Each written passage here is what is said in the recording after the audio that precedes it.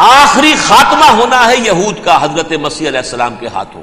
وہ عذاب جو 2000 برس تک ان سے ٹلا رہا وہ آئے گا اور ان کے رسول ہی کے ہاتھوں آئے گا. لیکن اس سے پہلے مسلمانوں پر یہ عذاب آ رہا ہے، ہولوکاسٹ کے درجے کا عذاب آ رہا ہے.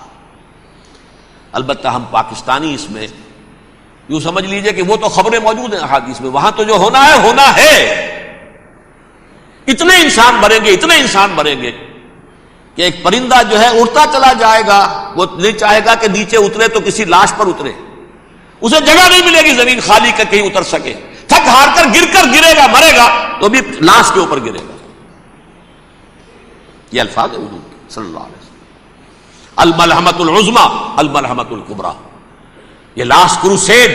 ٹرمپٹ اخبار نے، میں اس کا فوٹو اسٹیٹ بھی کبھی آپ کو دکھا دوں، ویسے میرے ساتھ ہے وہ رسالہ ٹرمپٹ. The last